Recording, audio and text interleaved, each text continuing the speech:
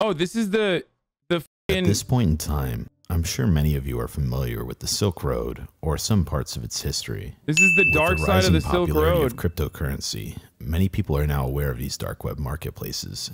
And just because the Silk Road... Is this Corpse Husband? What the f? Oh my god, dude. Road no longer exists, nothing has stopped countless other illegal marketplaces from taking their position. Wherever there's money to be made, there are always people willing to fight or go to extreme lengths to get that reward. Rarely do we ever get to pull back the curtain and see exactly what goes on the dark web. But today, that's a little bit different. Today, we're going to be reading through some of the bone-chilling messages sent by the owner of the Silk Road. And naturally, you might be curious as to what lengths that person had to go to keep business running smoothly. And these logs will give you a pretty good idea into the paranoia involved with running these operations. These message logs are one hell of a read and a disturbing look into the dark side of the internet. So with that being said, today we're going to take a look at the Silk Road's hit list. Now to that stunning arrest of the drug kingpin who goes by the name Dread Pirate Roberts appears to have cornered the internet drug market. His real name is Ross Ulbricht and his website Silk Road. Court documents say Silk Road sold $1.2 billion worth of drugs and illegal services in just under 3 years. Do you assume, or should we assume, that the NSA was involved in corroborating or gathering evidence which they might have denied in the actual trial? Yes. Yep. Okay. All right. Well, that was easy enough. You're the Dread Pirate Roberts. Admit it. With pride. But the surprise of the sentencing, one of the things that the government contended in its case was that he actually solicited the killings of as many as 6 people to prevent his identity. What role do you think that had in the sentencing? Silk Road user threatened to reveal the identities of thousands of others. So investigators say Ulbricht tried to execute a murder for hire on that user, offering $150,000. Is it a fair trial? No, I don't think so. In a way, Ross Ulbricht is the American dream. He's an entrepreneur. He saw a new market. He went for it. I mean, is that any different from the genesis of Coca-Cola or General Motors or Philip Morris? General Motors kill their customers. Philip Morris kill their customers. Coca-Cola kill their customers and workers. This guy is just an entrepreneur. He's simply embracing the explicit structure and policies of the United States capitalism. There's no difference at all. Jesus Christ. Drugs is illegal. Vegan take is right, dude.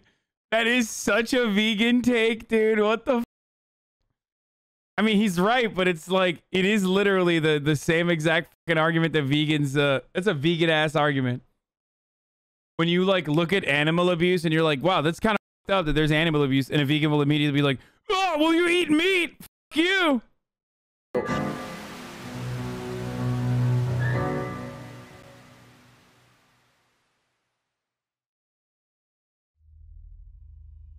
Depending on who you ask, Ross Ulbricht is someone who is either regarded as a saint or a dangerous criminal.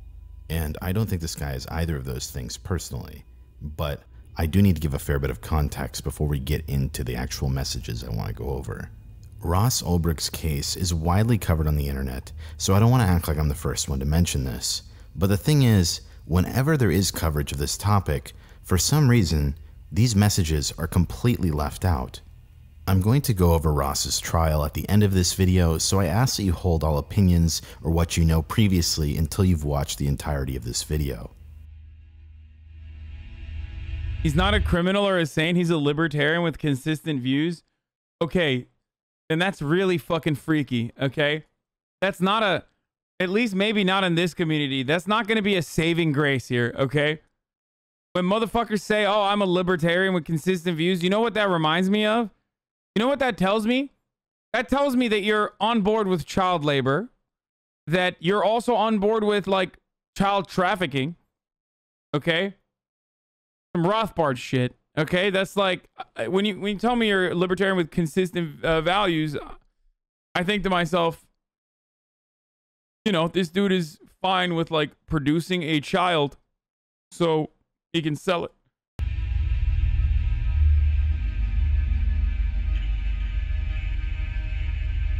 In the child marketplace, which is a real libertarian concept. To begin this story, let's go back to 2011. The very first mention of the Silk Road website came from a forum called shroomery.org, dated January 27th, 2011, where one user by the name of Altoid started a new thread that read the following. I came across this website called Silk Road. It's a Tor hidden service that claims to allow you to buy and sell anything online anonymously. I'm thinking of buying off of it, but I wanted to see if anyone here had heard of it or could recommend it. I found it through silkroad.wordpress.com, which, if you have That's not what he said. He says Silk Road 420, bro.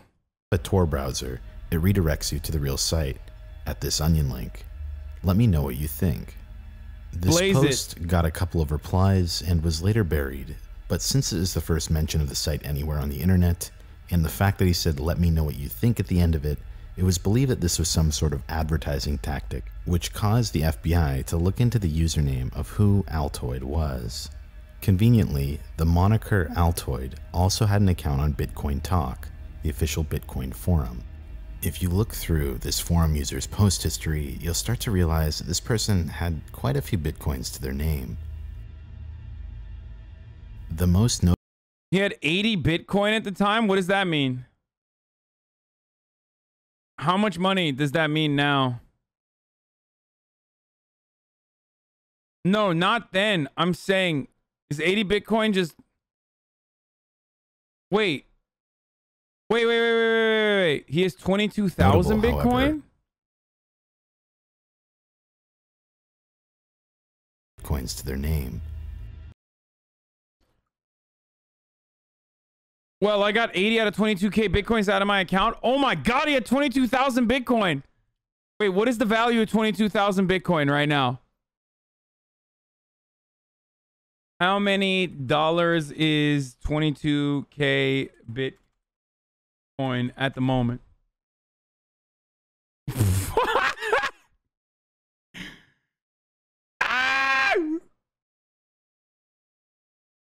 That's 884,714,600 dollars, dude. My man was about to be a billionaire, dude. The most notable, however, was the final post from Altoid that was dated October 11th, 2011, and is still up to this day, and it reads the following. Hello.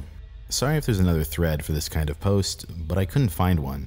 I'm looking for the best and brightest IT pro in the Bitcoin community to be the lead developer in a venture-backed Bitcoin startup company.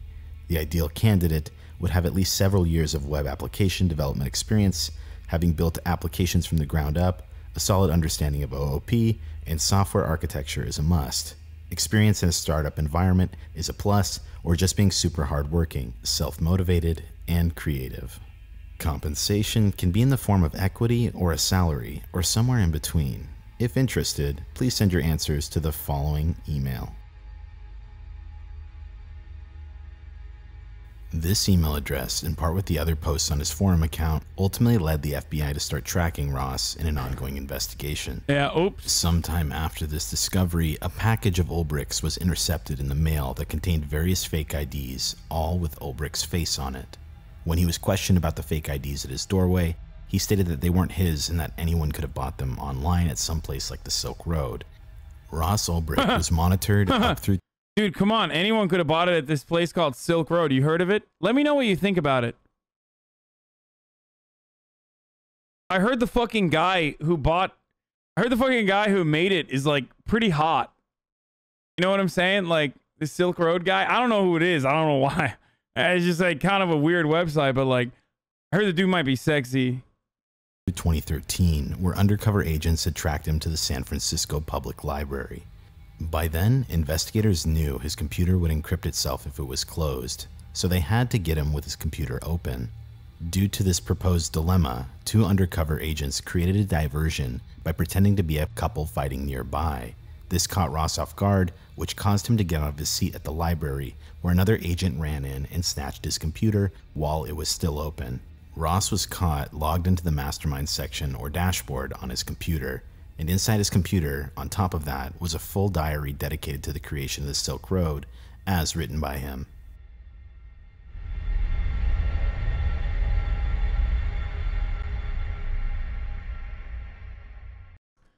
Someone I knew in college ordered fake IDs, I think on the Silk Road, and they came sandwiched inside of a built balsa wood airplane kit from China. It was bizarre. Yeah, I mean, I don't know how that fake ID stuff works, but if someone were to purchase it off of Silk Road from China, sometimes it would come inside of a shoebox in the bottom heel part of a shoe, like carved into the bottom of a shoe. Like, I don't know how that works at all. Obviously, it's not me, and I don't know how to do that. But I've heard in a video game that when you buy fake IDs from China, it would come inside of a shoe, like in literally the heel part of a shoe, like carved into it.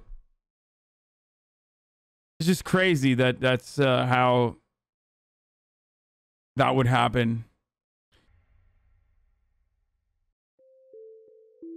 Now that you have a somewhat general understanding as to how Ross Ulbricht was caught by the feds, it's time to get to the main point of this video.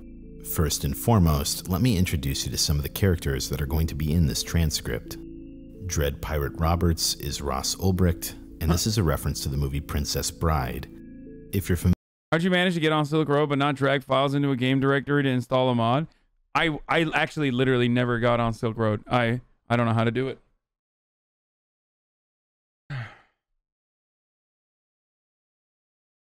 Don't fucking cap me, dude. I'm too much of a boomer. Like, I don't know how to do that shit. You hear that, FBI agents? Familiar with the movie The Princess Bride, then you'll realize how clever of a name Dread Pirate Roberts actually is, because it insinuates that multiple people ran the website, but more on that later. The next character that I'd like to go over is Lucy Drop, who was one of the top vendors on the Silk Road. Lucy Drop became a well-known vendor, as I said, and built up a very strong reputation prior to exit scamming. If you're not familiar with exit scamming, it is essentially when you build up a ton of reputation as a seller and then completely cash out and don't fulfill orders. Leading up to the messages we're about to read, Lucy Drop claimed that they were in prison for 7 months and that they had a business partner that stole their account. Go figure.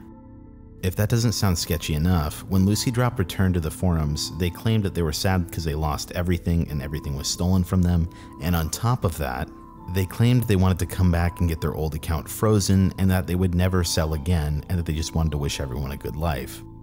There are striking similarities between Lucy Drop and another scammer. This infamous vendor went by the name Tony76. They also exit scammed in a very similar way by building up reputation over a few months and then running a sale. Both vendors were from a certain part in Canada and both of them sold. It's like the perfect place to scam. It's like, what are you gonna do? Go to the fucking Better Business Bureau and be like, hey, I was trying to buy ecstasy on the internet. And this guy fucking did what is known as a Lucy Drop.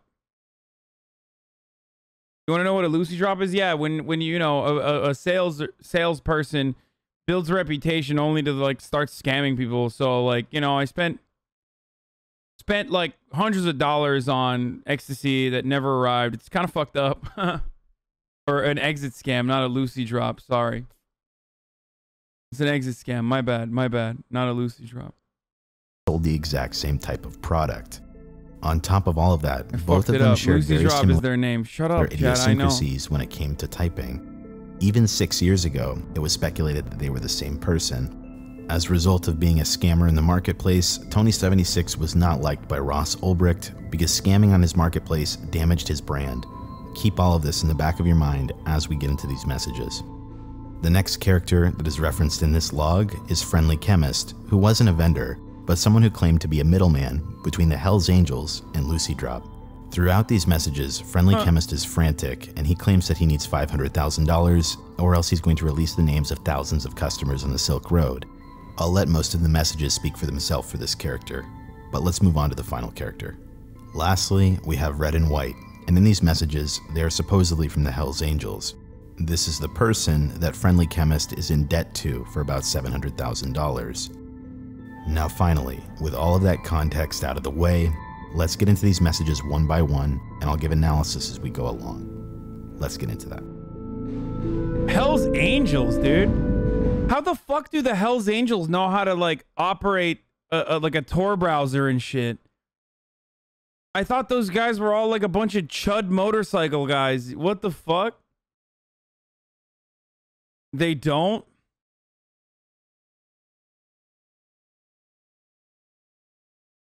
All the gangs are involved? They don't, you ape, it's CIA? I thought you didn't know how to get on? I don't know how to get on. I literally don't, dude. I'm just saying stuff to make it seem like I do, but I don't know how to get on.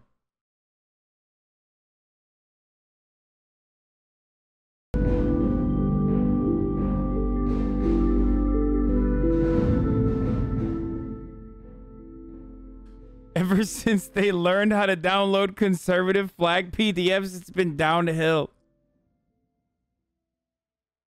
Just a side note before we get into these messages, this is a long read, so I highly advise that you get comfortable, or if you just want to listen, that works too. Where you can find these messages is Government Exhibit 936-14-CR-68.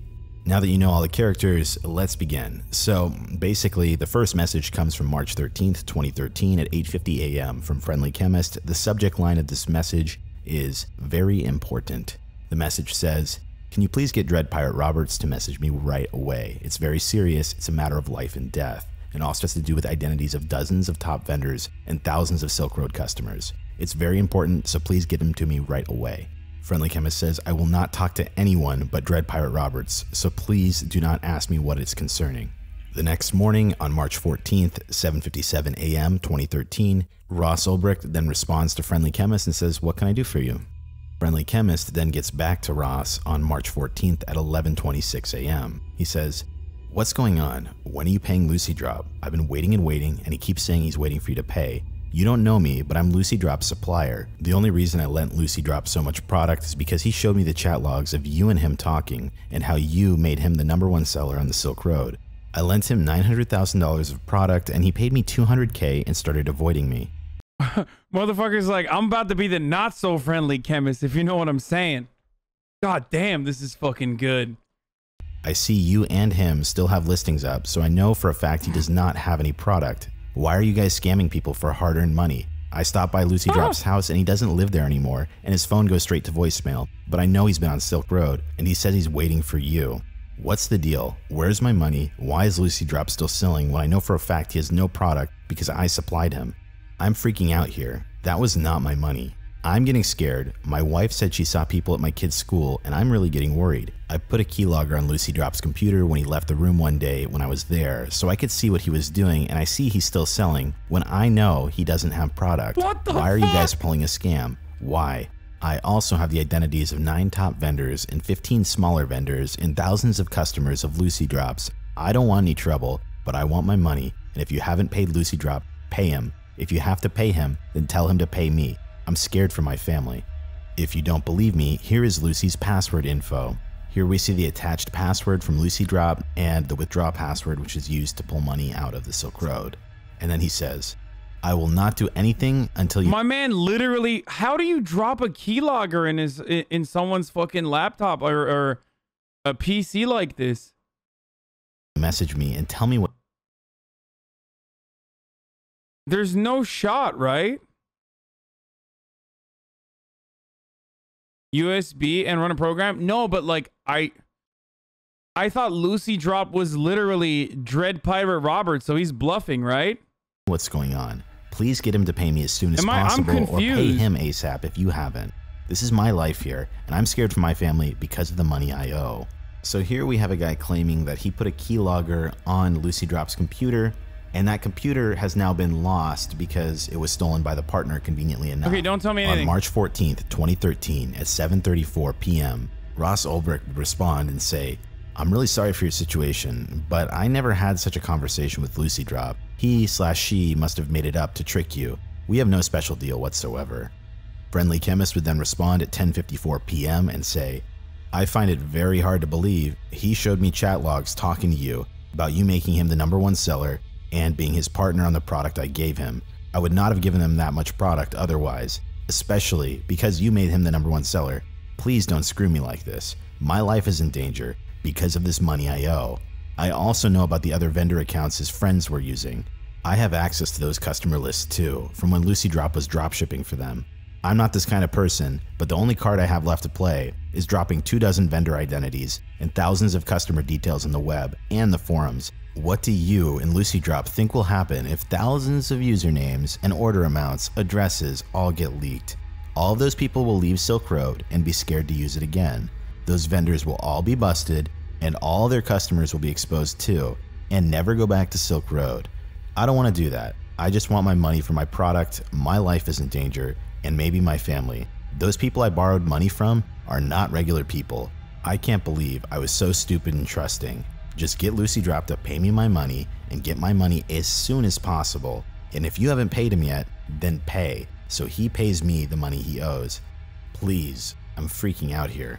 A day later, on March 15th, 2013 at 6:49 a.m., Ross Ulbricht would then respond and say, I will get in touch with Lucy Drop and get back to you. Send me all of the information you've harvested so I can verify it. 4 minutes later, at 6:53 a.m., Dread Pirate Roberts would send a message to Lucy Drop with the subject line, Friendly Chemist. The message said, Hi Lucy Drop, I've been contacted by a member named Friendly Chemist. He claims to know you and have done business with you in real life.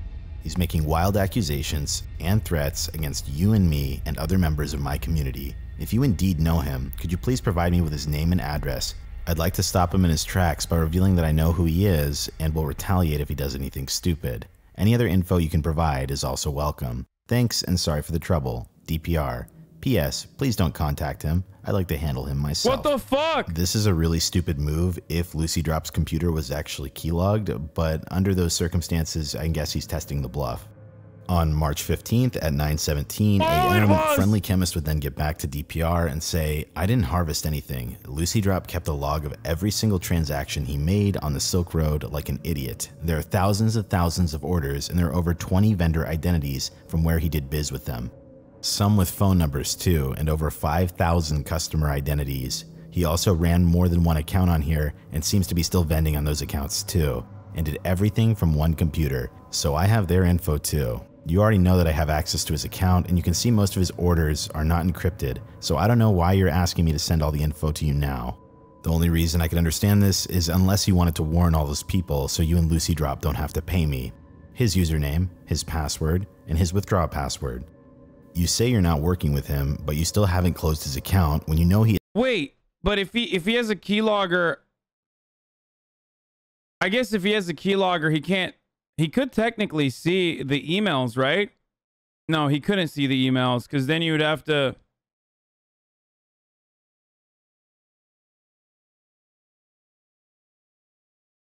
Just the password, he could. I mean, if he knows his email and passwords, why didn't he just fucking log in and look at his emails?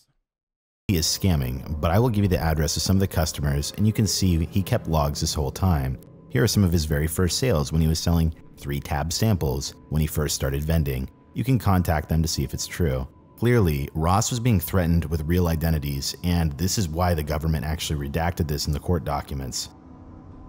Getting back to Friendly Chemist's message, it continues as, and the log goes like that up till today, every day, and that's just one of his accounts. He has 3, and he uses each one for a different thing. But I'm sure you know this, or else why else would you let his account stay open? I don't want to do anything with this info, and I won't. I just want my money. I'm scared for my life, and you and him are not giving me an answer. Maybe if I post all the vendor identities publicly and nobody sells on the Silk Road, Lucy Drop will have no more sales or people to scam on his other account. I just want what's owed to me, and I will go away. I don't know why you people scam like this. People work hard for their money, and you are playing with people's lives. I will wait for your reply from Lucy Drop, but I don't know how much longer I can wait. Dude, how can I explain to these people that I don't have their money when I said I would have it on a certain day, and now I'm late? These are not normal people, and they're getting angry with me. Just get Lucy Drop to resolve this, or pay him, or he can pay me. I did a favor, and this is not fair to play with my life like this. Later that same day, DPR would get back to Friendly Chemist and said, I'll let you know when I hear from Lucy Drop. On March 15th at 8:42 p.m., Friendly Chemist would once again— This is insane because it's like a bunch of fucking nerds and like, you know, your fucking school teacher or something got together on the internet and they're like executing drug deals to the tune of nearly $1 million fucking dollars and the people that they're, of course, involved with are like the actual drug dealers, and those guys are gonna fucking murder them, which is, it just makes it so strangely compelling. It's like Breaking Bad, but with nerds. And messaged DPR pleading his case. I'll show the message here on screen, but I'm not going to read through it because it's basically the exact same thing he said earlier in that day. On March 16th at 5:22 a.m., Real Lucy Drop would join the Silk Road forums. Here, Real Lucy Drop would post the following thread. Do not buy from Lucy Drop on Silk Road. I can't talk about the specifics for security reasons, but I was in jail for more than 2 months, but less than 7. I got released very recently. Lucy Drop on Silk Road is not me. Do not buy from that account. My partner completely f***ed me over. I went to our spot and there's nothing there and he won't answer my phone calls. What? He took the work computer and everything else. He took my entire savings with him that was being used to keep the supply up. He took my entire life. I can't tell if this is a cap or like cops sees this shit or something. Somebody please get in contact with DPR or vendor support and have the account shut down immediately and freeze all the funds in that account. How can I contact DPR? I can't find a link to message him. I can prove to him that I'm the real Lucy Drop, but I do not have access to my PGP or any of my logins. If you ordered from me in the past, namely a couple of top vendors, I can give you details and you can verify/vouch that I am indeed the real Lucy Drop. Do not trust anything that is said from the Lucy Drop account. Do not send any funds. Do not finalize anything. I just want to point out that it's very convenient that after Lucy Drop exit scammed, that this entire story came about as soon as this friendly chemist guy shows up on the scene to blackmail. Just keep that in mind. On March 16th, 2013 at 2:15 p.m., DPR would send a message to Real Lucy Drop that said, "Hi there, how did the new person gain access to your account?" At 8:57 that same day, Real Lucy Drop would respond with a message that said, "It's not a new person who took over the account. It was my partner in real life that I started Lucy Drop with. I was the one that actually handled the Lucy Drop account until I got arrested. I was picked up on a previous warrants and spent some time in jail. My partner took absolutely everything from me in that time. He took all the work computers, the Bitcoin wallets, all of the work product, and nearly my entire life savings and scammed a bunch of people in the process. Friendly Chemist was our middleman to one of our Lucy distributors. I called him after I got released and he's demanding I pay him some deal he had with my partner when I was in jail and telling me he will do something very stupid if he doesn't get paid. How do you know Friendly Chemist?" Keep in mind at this point, Dread Pirate Roberts never once brought up Friendly Chemist to Real Lucy Drop. He brought it up to the other account. Regardless, the next day at March 17th, 4:48 a.m., Dread Pirate Roberts would respond to Real Lucy Drop and say, "I'm so glad you know him. He's gathered personal information about many of the customers who worked with Lucy Drop." I mean, that's not a self-report. The guy might have reached out to the real Lucy Drop. You know what I mean? That we don't know, but I guess technically not, right? Because then the chemist, the friendly chemist, would literally tell DPR that he reached out to the real Lucy Drop or something. He's basically talking to himself in the forums.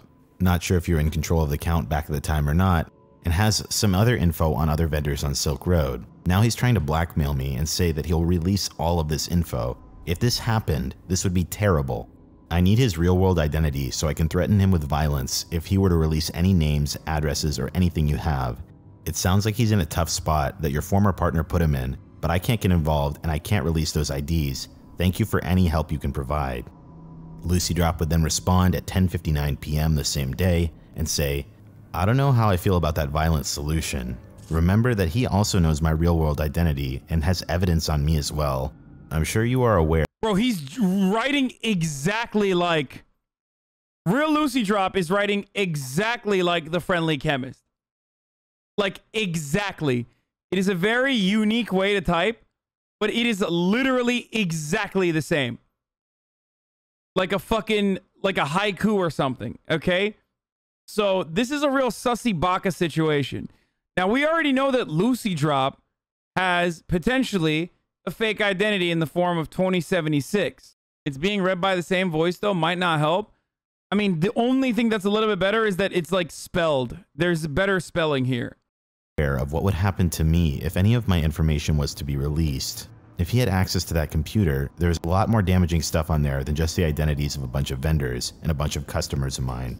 There is enough on that computer to put me away for a very the forum does that weird spacing? long time. Okay. He's acting really erratic right now, understandably because of his given situation, but I will set up a meeting with him and try and reason with him. It is also in my best interest that he does not release anything, as well as in the best interest of this movement we are a part of, putting power in people's hands. I fucking hate when money does that to people.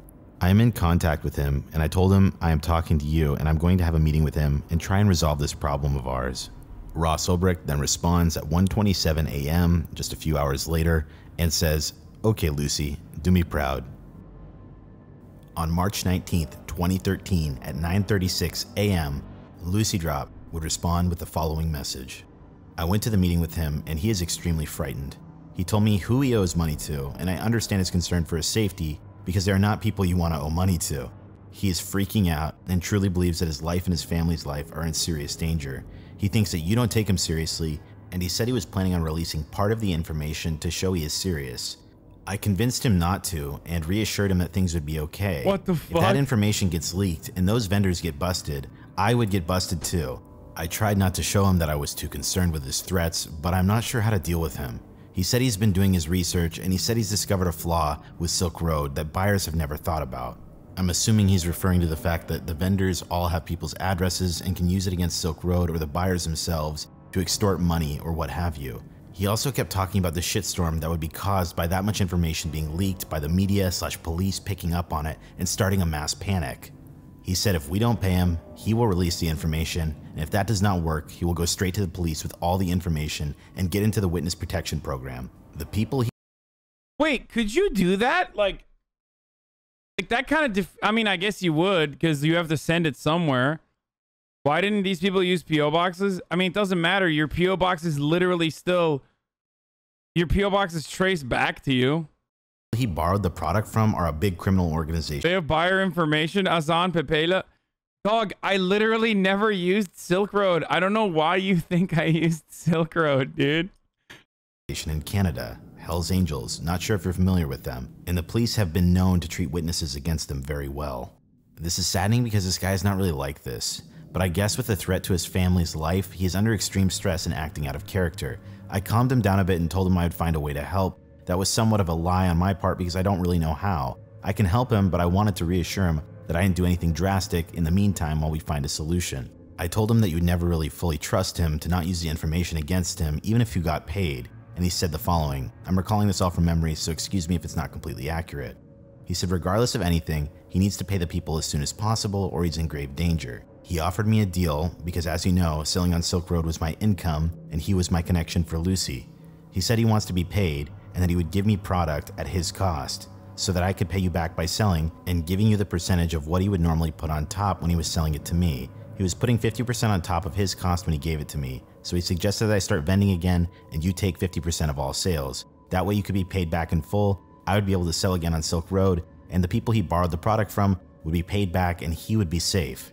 I said that was a bad deal because you still have all the vendor's information and customers' information. He said that he'd be willing to give you his identity, talk to someone on the phone or verify, or give any other identifying information that could be confirmed as collateral, so we would never have to be able to use that information again.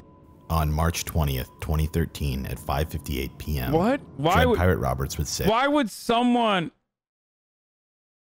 there's no, like, why would someone who has this information ever willingly, like, part ways with it when they could just, like, especially after someone gives them money, why would they literally part ways with it when they could just extort the person for more, you know what I mean? Or like have like a dead man switch or something, you know? It's kind of fucking stupid. I'm just saying it's like a that's not going to comfort someone like DPR. Hey, you know his real world identity, don't you? There is no way I will be handing cash over to a person who is threatening me and my community. Give me his ID so I can have some leverage in dealing with him.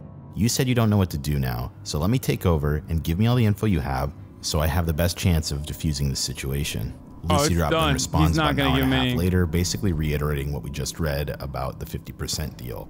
At 3:29 p.m. that same day, Dread Pirate Roberts would respond and say, "Don't bother messaging me again if the message does not contain his personal information.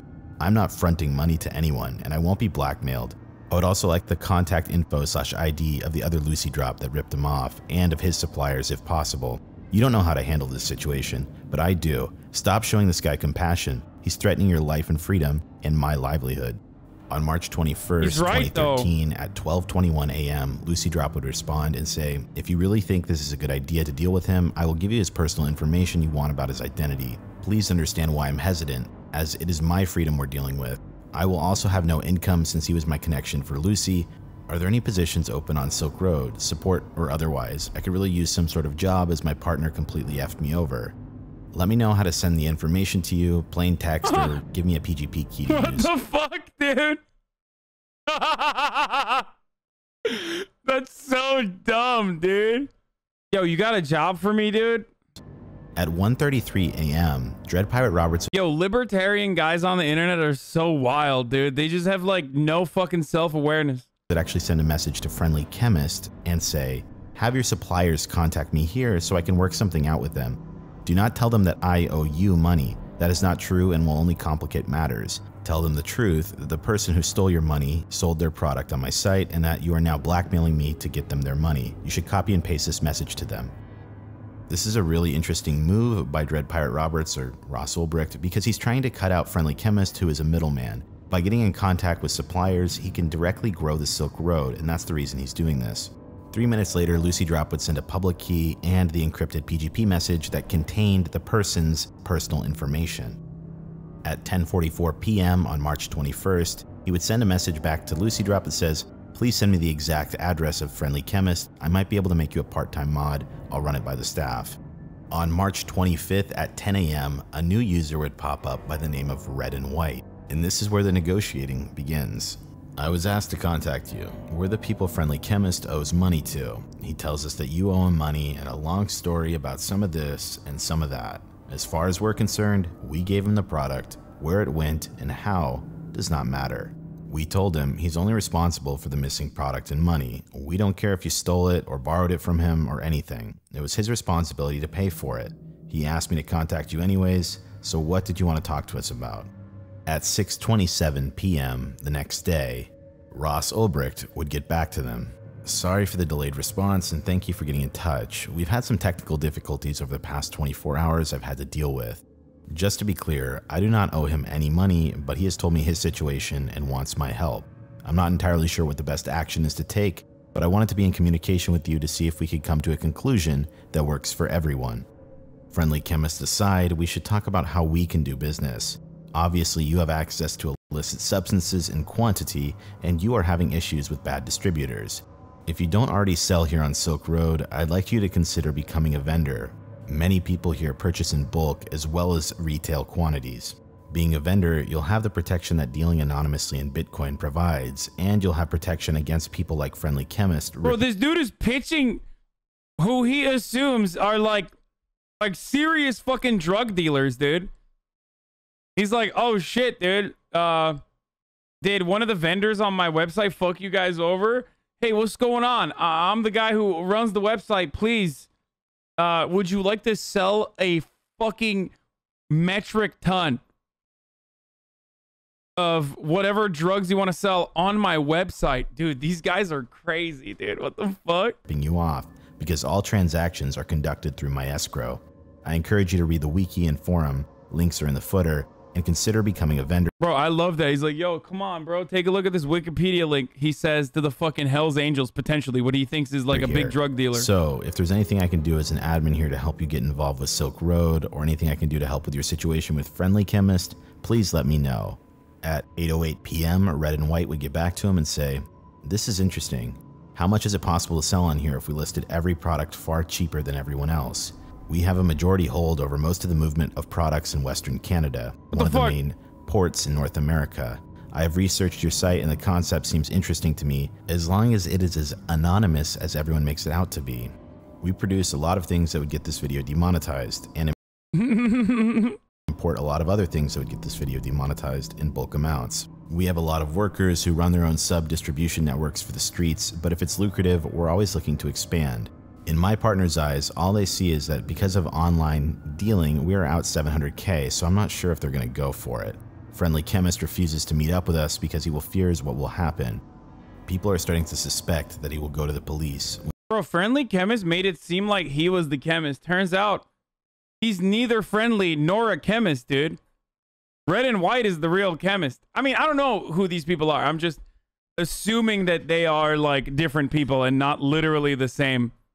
You know what I mean? Another thing that it turned out, this relationship showed us, is that it's top of the hour, right? Very bold to do this after we found out NSA was monitoring all online activity. Isn't this before? When did we find out? When did Edward Snowden happen? What year was it? I don't remember anything. Which is not a problem, because he would never be able to give up anyone of importance, since he has only had contact with low-level people in our group, and they always take precautions so that even if someone were to turn informant, they would not be able to get any charges to stick. It's a shame because he moved a fair amount of product. If he can get Friendly Chemist to meet up with us or pay his debt, then I'm sure I would be able to get people in our group to give this online side of business a try. As it stands right now, there are people looking for him, and since he has avoided our group, I'm not sure what will happen because he owes us money and is avoiding us. I looked around your site and the prices are absolutely absurd. I'm assuming most people here are selling 3 to 4 tiers below the actual producers and distributors. On March 27th, 2013 at 11:16 p.m., Ross Ulbricht would send another message to Lucy Drop, who hadn't followed up yet. He says, "Why haven't you gotten the address yet? Bring me Friendly Chemist's address and $1,000 in Bitcoin is yours." 22 minutes later, then Ross Ulbricht would send another message to Red and White that says, "In my eyes, Friendly Chemist is a liability, and I wouldn't mind if he was executed, but then you'd be out $700K. I'm not sure how much you already know about the guy, but I have the following info and I'm waiting on getting his address. Blake Krokoff lives in an apartment near White Rock Beach, City, White Rock, Province, British Columbia, has a wife and 3 kids. Let me know if it would be helpful to have his full address." In those categories, I think you could be doing over 1 million in sales a week within a few months. It's hard to estimate because it depends on how much market share you get, and also the site as a whole has been constantly growing. You will need to become very proficient at stealth shipping and packaging if you aren't already. Think vacuum sealers and leaving no forensic evidence on your packages. You will also want to ship from multiple drop points so you can't be traced back to your fake return address. If you go through with this, I would contact some of the top vendors and hire them to consult you. Ask the grass vendors because you wouldn't be competing with them and their product is very smelly and looked for by the USPS, so they have to be on top of their game. I would also start out listing smaller amounts so you can get the hang of it before putting up substantial inventory. Yeah. You will also need to market yourself on the forums a little bit, maybe at first. Maybe send out some samples to critics. That is one price of anonymity. No one knows you, but if your first customer service is good and your product is cheap, people will quickly catch on and you wouldn't have to do much hustling. Regarding prices, there are some costs here that you don't otherwise see. I take 3 to 10% depending on the size of the transaction. If you hedge your escrow balance, and you should, that can cost up to 5% per transaction. Wait, he doxed chemist? Dude, I literally pee for like not even a minute and I lose so much, dude. What the fuck, dude? Okay, just give me the brief summary. What happened? He peed. He didn't pee, I peed. He doxed the chemist. He found the dream docs. Yeah, he doxed and said he wouldn't mind him being executed. It's kind of at the heart of the entire fucking reason why he got clapped, right? And then if you need to convert your bitcoins into another currency, there are other fees associated with that, though not much. There are also occasional losses due to packages lost in the mail. The rest of the markup I think is due, as you say, to the fact that most vendors are pretty far down the distribution chain. Regarding safety and anonymity, we've been operating for over 2 years now and open as a high-profile target, and we're still going strong. If you take the necessary precautions and use the technology, I think you can operate very securely and efficiently here, maybe more so than your current operations. March 28th, 2013, 9:01 a.m. Red and White goes on to say, "I already have that information, but thank you. 1 million a week sounds like it'd be worth selling on here once we know exactly how everything works." Oh, that's a lot of money, dude. Yo, drugs is good. Drugs is fucking good business, dude.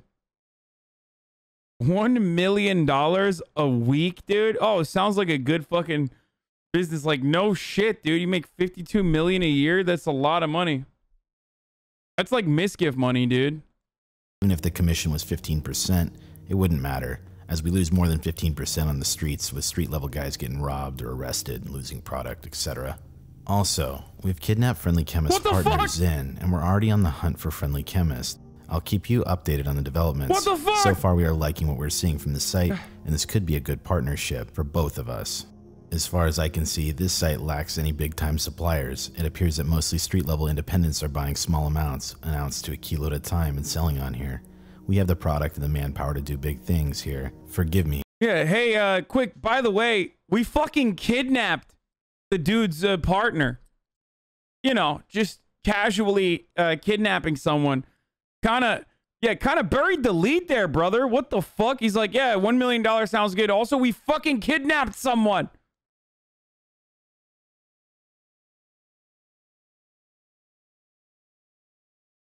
He goes immediately back to what we like. We also like this website, dude. But it all seems a little too good to be true right now, so we need a little bit of time to research this before we make any sort of commitment. At 4:59 p.m. the same day, DPR would respond and say, I understand, and that's great news about Zin. If I understand the situation, he's the one responsible for your loss. By the way, so this Zin character just came out of nowhere, but that's supposedly Lucy Drop's old partner. You should definitely take your time and start slowly. I would hate for you to make a mistake and be left with a bad experience. Just let me know if you need anything. Also, you should look into PGP. Many customers like to encrypt the receiving address, so you should know how to decrypt it. When you're ready, let me know what account you want to sell with, and I'll cover the $500 security deposit for you. 8:32 p.m. that same day, Red and White would say, we are familiar with PGP as we've been using it for years via email linked to our smartphones. It's the only other way we communicate with each other aside from in person, since phone calls are not secure. Damn, bro. Yo, Hell's Angels are like, these guys are fucking nerds, dude.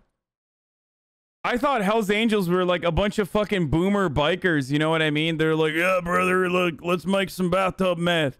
Like, I didn't realize they were like, actually, there's no way these are the Hell's Angels if this is the case. There's just no shot, dude. Why the fuck would the Hell's Angels be like, oh yes, I love using PGP and kidnapping people. There's no loss anymore? We were able to recover our missing product? What the fuck? There's no loss anymore also. We were able to recover all of our missing product when we grabbed Zin. Okay, this is... Okay, something does not add up here, okay?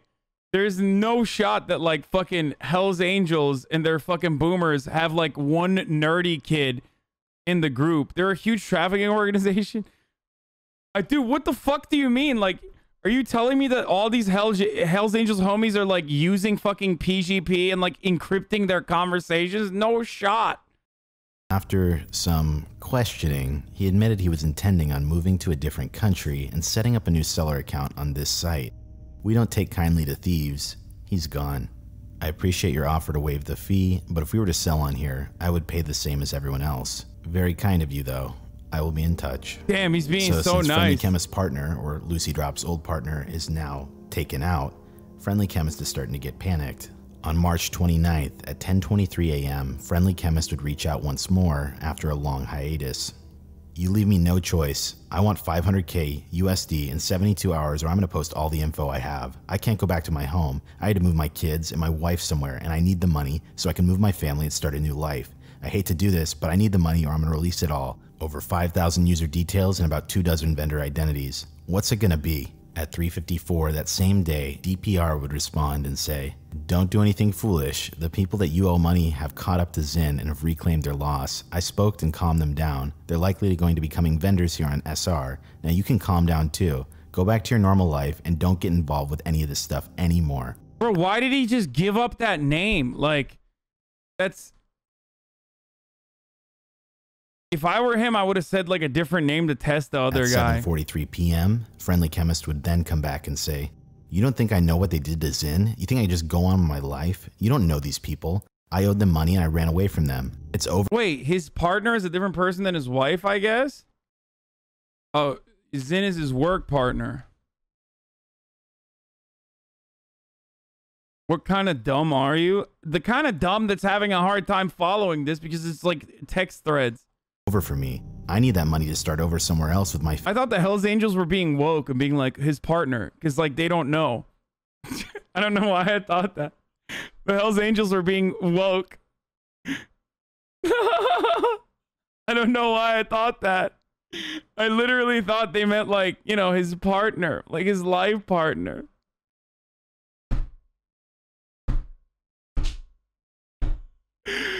I never even thought about it, dude. Like, oh no, dude. Family, I need it. I don't want to do this, but you still don't give me another choice. They're still telling me that I have to meet them, and I don't know what will happen. I can't let that happen. Even if they say it's okay, I know they will do the same thing to me. They say everything is okay, but I know what they will do. 63 hours, please, don't force me to post everything. 500K is nothing to you, but it's life and death for me. They told me I have a free pass and that they dealt with it with Zin, but I know that they are doing that to make me think it's okay, and then they're gonna get me. That's how these people operate. At 10:47 p.m., he would respond to Friendly Chemist once more and say, "Do me a favor, make it 96 hours. I will get back to you on Monday. I want to work this out, but I have big plans for this weekend, and I don't want to have to deal with this." What? Hey, I got big plans for this weekend, okay? Me and my Asian wife are gonna go out and celebrate. March 29th. You know, because he's a libertarian guy with an Asian wife, I assume. Hello, Gun, Red and White. I hate to come with you with a problem when we were just starting to get to know one another, but Blake, Friendly Chemist, is causing me problems. Are you still looking for him, or now, or have you found Zin? Have you given up? I'd like to put a bounty on his head, if it's not too much trouble for you. What would be an adequate amount to motivate you to find him? Oh. Necessities like this do happen from time to time for a person in my position. I have others I can turn to, but it's always good to have options, and you are close to the case right now. Hopefully this is something you are open to, and can be another aspect of our business relationship. Oh my god, this motherfucker went from like, you know, I run the Silk Road to like, hey, you want to do murders for me? Mass drug distributor? Like, how the fuck? This happened over the span of like 2 months. Regards, Dread Pirate Roberts. March 30th, 12:42 a.m. Red and White writes to DPR. What is the problem? We usually tend to stay away from hits as they're bad for business and bring a lot of heat. Is it a problem that can be resolved, or does he really need to be... Motherfucker, wait, what do you mean we stay away from hits? You literally kidnapped the business partner. The Zin. Oh god. Monka. The Zin. Gifted 5 tier 1 gift subs.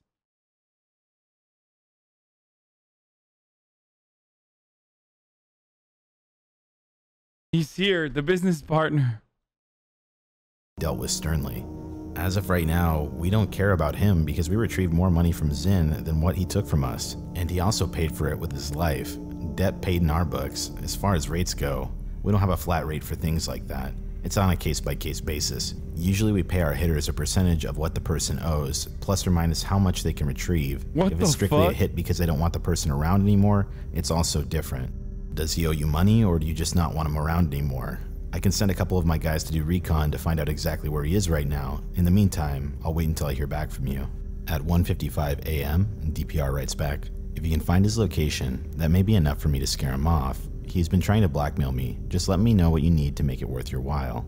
3:31 a.m. that same night, Red and White writes, if I find his location and you use it against him to scare him, there's a chance he will switch locations again. Speaking from experience, it will be a lot more difficult to find him again after— Okay, this is FBI.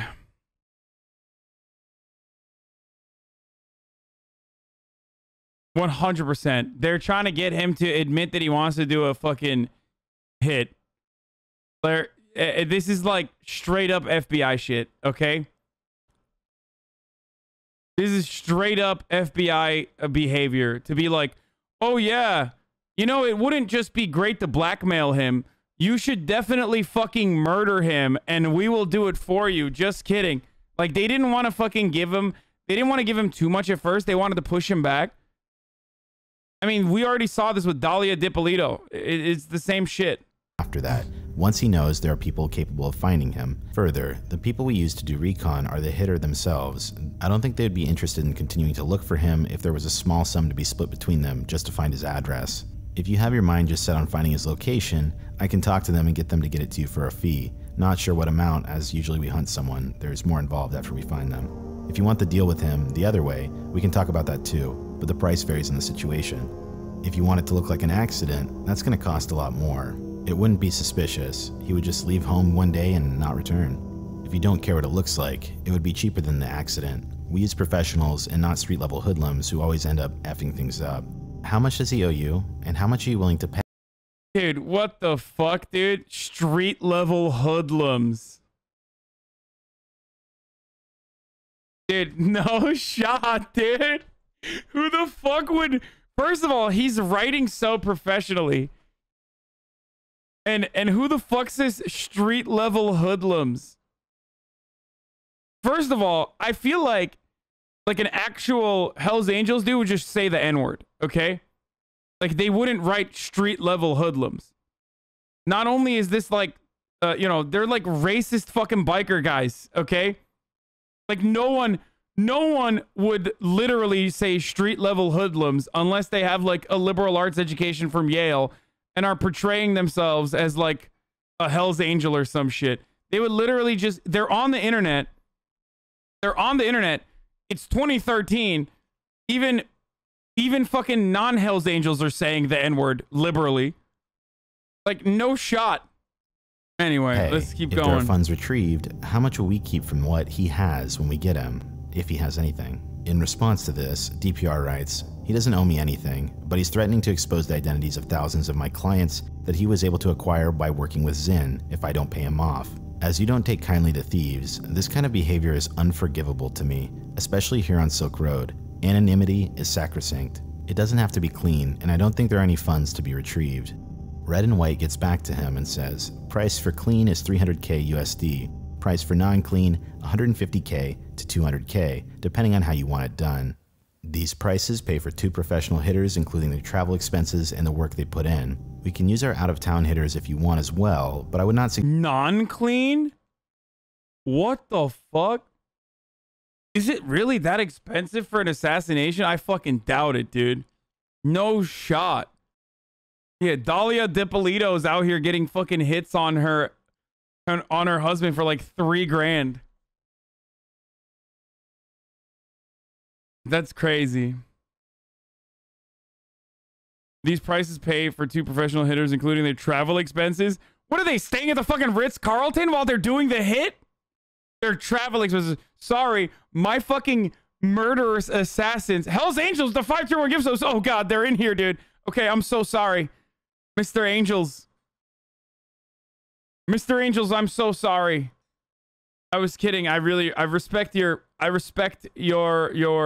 initiative, and I'm so sorry that I undermined you guys and said that you don't know like encrypting your messages. We were just kidding. I think this is covering for the hitter's expense in case they get caught. It's what happens for clean hits here in Brazil. Hustle. That is a very strange thing to tag hustle with. What the fuck, dude? What, are you a Brazilian murderer? Why do you know that? No, it's not. It was around 25k to 50k on Silk Road at that time. Why do you know that? Shut up. Okay. Suggest them because they come with an extra cost, and you don't seem to care about how he's taken care of. When would you like this done? On March 31st, 2013 at 8:59 p.m., DPR writes, don't want to be a pain here, but the prices seem high. Not long ago, I had a clean hit done for 80k. Are the prices you quoted the best you can do? I'd like this done ASAP. Wait, what? Okay, no, he didn't. He's just like lying to them. I had a clean hit done for 80k. Then why don't you use that guy? What motherfucker? What is this? What? Also, even that's fucking way too much money. I don't believe that. He's literally haggling. As he's talking about releasing the info on Monday. Now, what's interesting here is that 80k he's referencing for another hit is actually true. For that hit, however, that was set up by the FBI, and they essentially got one of the admins of the site to middleman a deal, and in his cooperation with the FBI, they faked his own death and torture and sent the photos back to Dread Pirate Roberts or Ross. Getting back to the messages, however, we can go back to... Okay, this is the... Okay, dude. The FBI's just fucking with them now. They're like, yeah, that was the last hit, brother. Yeah, we don't do price matching. It's 300k now. Like, they're just literally fucking with him. It's all feds. Which, by the way, yeah, like, of course. If you're talking to a hitman on the internet, you are talking to an FBI agent. What Red and White has to say. I'm sorry, we can't do that for that price. The best I can do is $150, and even that is pushing it. Since you need a rush job done, usually we would charge even more. In the interest of the business relationship to be, I could do. Yeah, why is he buckling? A real fucking Hell's Angel, if it's such an organized operation, would never just like, oh yeah, I'll do a rush job for you for $150. You'd be like, fuck off. Go do the 80K guy then. No, this seems like they're trying to establish this dude is like down to do it. $150, no lower. If $150 does not work for you, we're gonna have to pass. We use professionals and we pay them a good price. Always send them out in a team of 2+. Yo, the Hells Angels is like, yo, our killers are unionized, so you know we're using domestic labor, okay? None of that fucking cheap Chinese product. So you know who you're talking to, my friend. These guys got a fucking 401k. They got a fat benefits package that they negotiated for. You know what I'm saying? Like, oh my god, dude, what the fuck? They got a dental plan. Plus $75K each for expenses, and the job is a fair amount, I think. We have one of his associates, and we're paying him to set him up for us. We'll pay that ourselves on our end. I'm guessing you're not gonna be able to pay cash, so how would your payment work?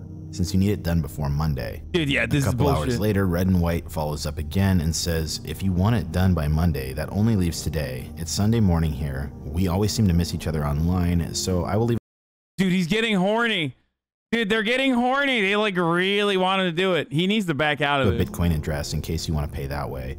Probably the best so we can get used to dealing with Bitcoins anyways, since we will be selling here more than likely in the next week or two. I will check the computer in about 10 hours, and if I see that you want to go ahead with this and the payment has been sent, we'll go ahead and do it today. Here's the Bitcoin wallet address. If you want picture confirmation of the job afterwards, give me random numbers and I will have them write them beside him and take a picture for you. DPR then gets back to him a few hours later and says, thank you, Red and White. I've only ever commissioned one other hit, so I'm learning this market. I have no problem putting my faith in you, and I'm sure you'll do a good job. The exchange rate is about above 90 right now, so $90 of Bitcoin, so $150,000 USD is gonna go 1,670 Bitcoin. Bro, it was $90. Now it's like, what, 30,000 or something? That's crazy. Wait, how much is Bitcoin now? 40K, dude. That's nuts, dude. 40,000. Oh, Jesus Christ. Bitcoin. If the market tanks in the next few days, I will send more. Here are some random numbers for the picture. Here is the transaction number for 1670 Bitcoin to this Bitcoin wallet address. Good luck. That's a $67 million hit, boys. And be safe. If you look up this Bitcoin transaction, it was sent on this exact same day, right around this time. If you use a Wallet Explorer, you can actually trace back the Bitcoins to a wallet that's labeled Silk Road. So this is impossible to fake, and under these circumstances, he did send this money. But there's a lot more to this, so sit tight. March 1st, 2013, 10:06 p.m. Your problem has been taken care of. They seized a bunch of stuff he had with him at the time as well. They said he had a couple laptops and a bunch of USB sticks. Is there any of that belongs to you?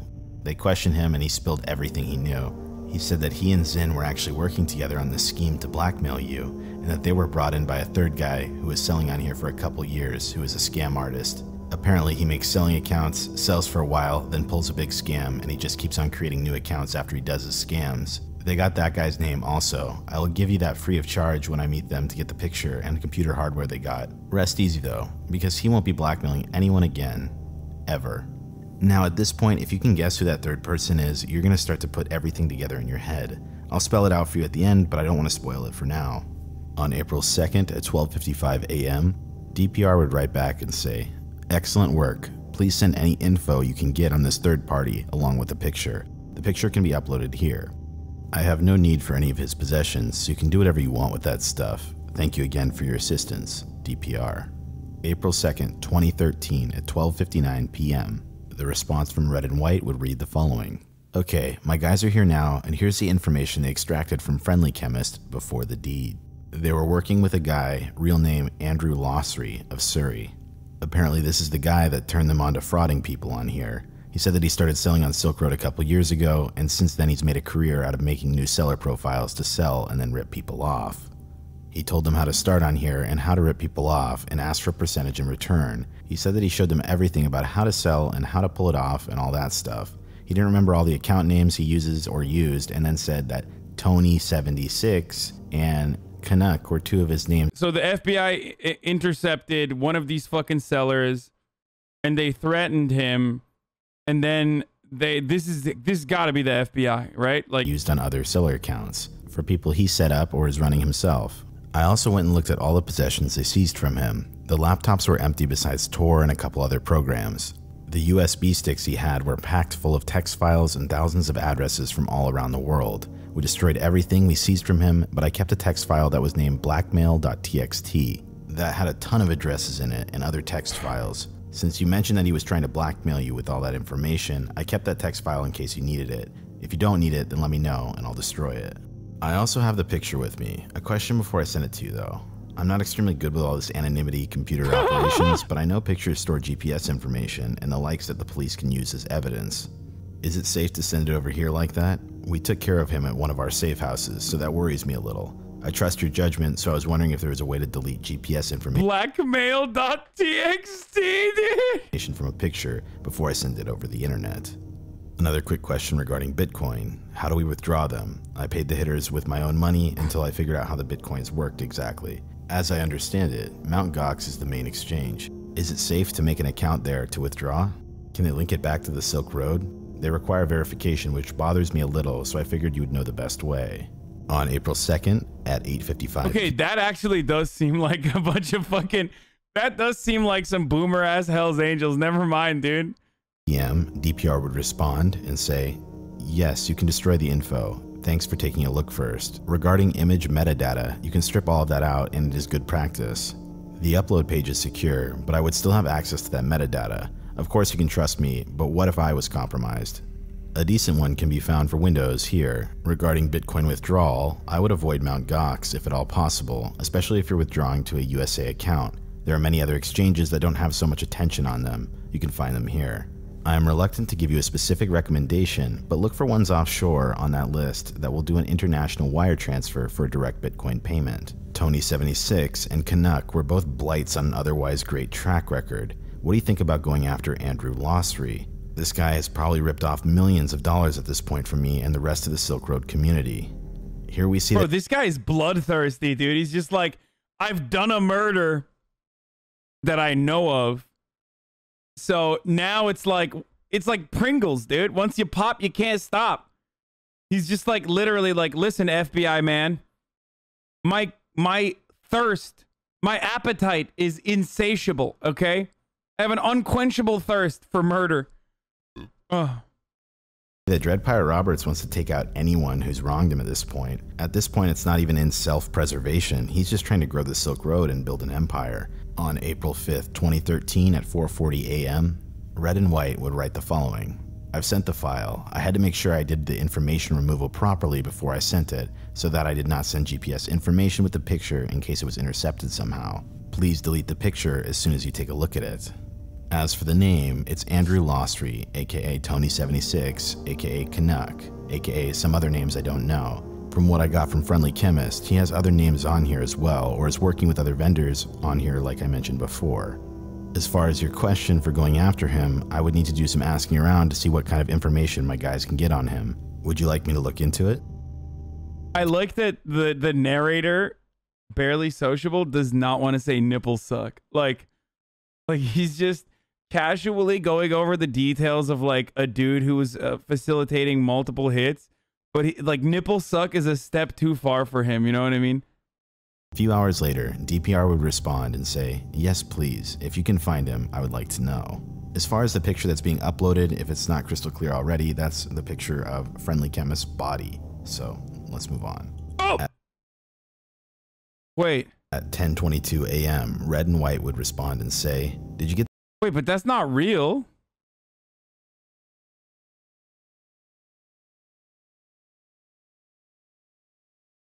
The FBI killed him? No, no shot. The picture? Let me know so I can delete the rest of the ones I have. Finding him would be possible. I can almost guarantee it. But I stop short of guaranteeing anything unless I'm 100% certain I can get the job done. I don't do that so I don't look like an idiot if I can't accomplish something that I said I can.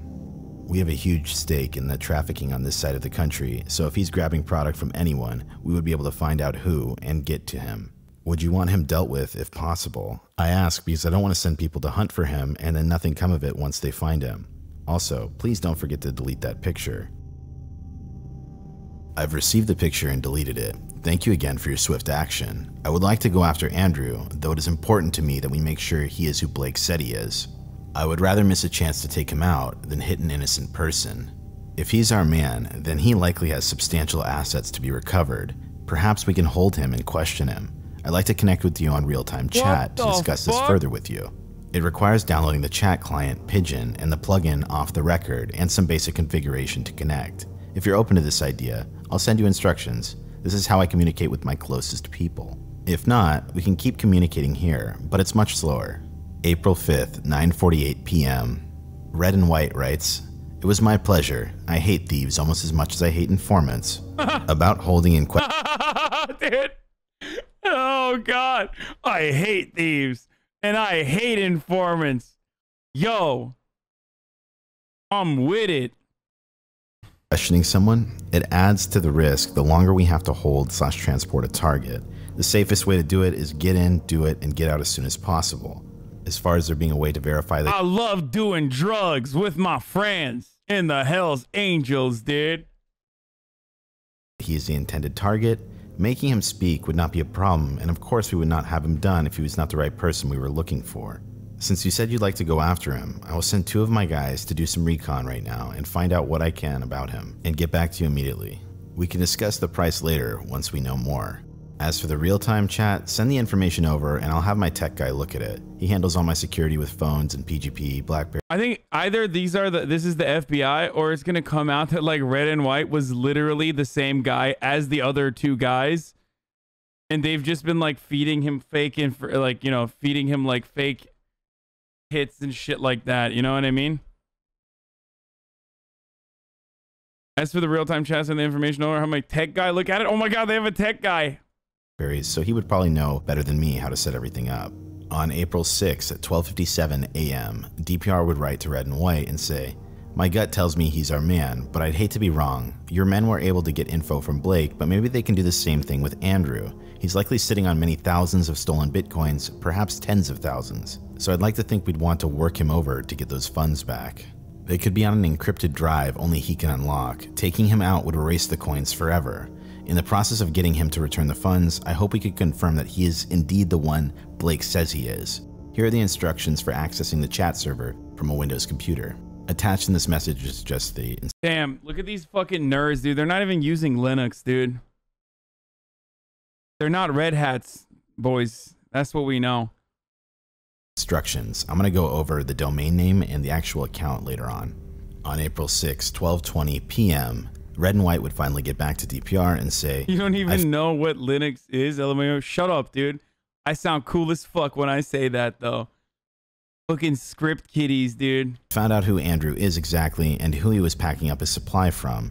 I also talked to a supplier and he said he mainly grabbed a lot of things that would get this video demonetized. He said he always goes through phases where he grabs a ton of product and then stops for a couple of weeks and then starts again. Sounds consistent with what Friendly Chemist said about how they run the stealing from buyers on here. He said he last heard from Andrew a couple days ago. He said he was planning on moving out of the province because things were too hot down here. That might be because he found out about Zin and Friendly Chemist and now he's scared. I also had a chance to actually sit down and talk to my hitters about exactly what happened and how everything went down in detail. They said that Friendly Chemist was pleading with them and offering to give up Andrew, and that Andrew was a seller here by the name of Tony and a bunch of other names, amongst others. He said that when he first turned them on to the idea of doing this big scheme, that he would often talk about how he stole so much money, and that he once stole 15,000 online currency coins from one person on the site, and how easy stealing money was on here. What's a fucking currency coin? Does that ring a bell? Did he steal 1,500 bitcoins from a buyer here? That would be an easy way to find out if this Andrew person is the same person you think it is. Do you have his transaction history to see if he actually did steal 15K Bitcoins from someone? I trust my hitters to do a good job, and they are excellent at what they do, which is take people out or interrogate/scare people, and they told me they didn't think he was lying.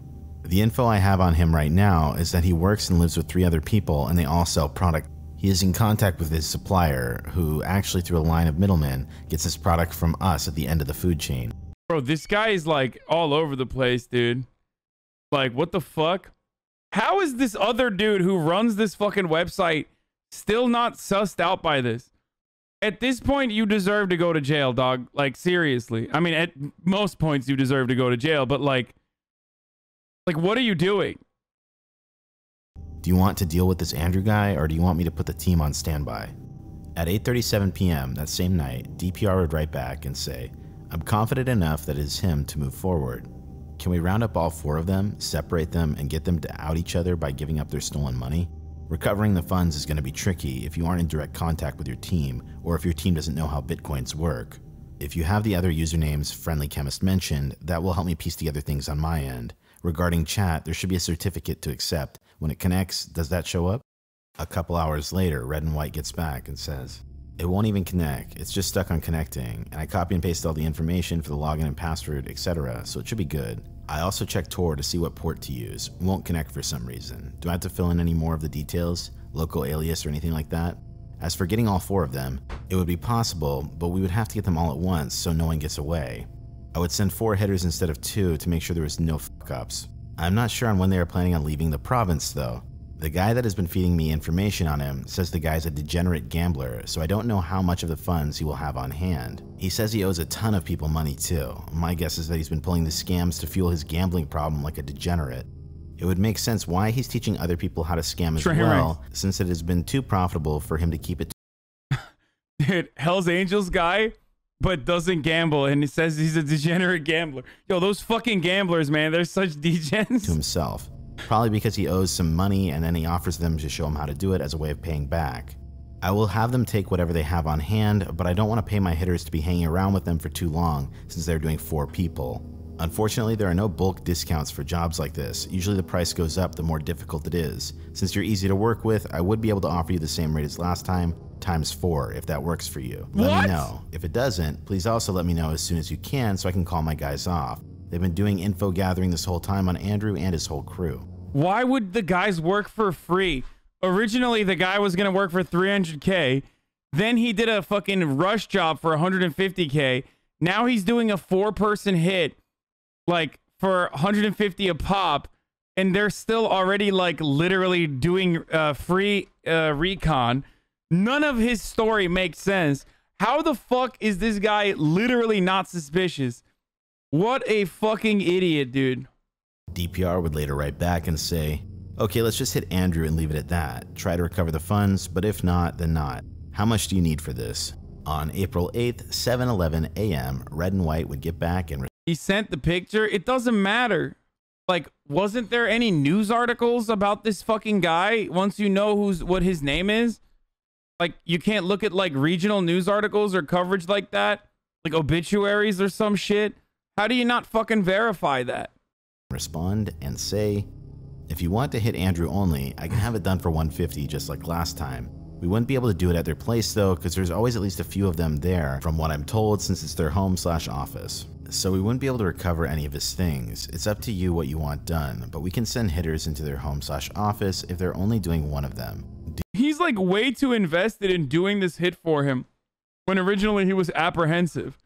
And if he's like literally doing operations for a fucking cartel that makes $1 million a fucking week, if he's the main guy or like one of the people that's like literally the main connection for Silk Road, and this is going to be like their big entry point into using Silk Road and being like a main distributor on there, why in the ever-loving fuck would they just be like, yeah, let's keep doing more hits for you? Like, you know what I mean? Do you not need the people he is working with dealt with also? If they're working with him, it means they're doing the same thing as him. It would also be easier for the hitters to get to them in there. Yeah, I'm saying they would be making $1 million a week plus selling drugs online on Silk Road. That's a lot of fucking money. That's a lot of product. That's serious shit.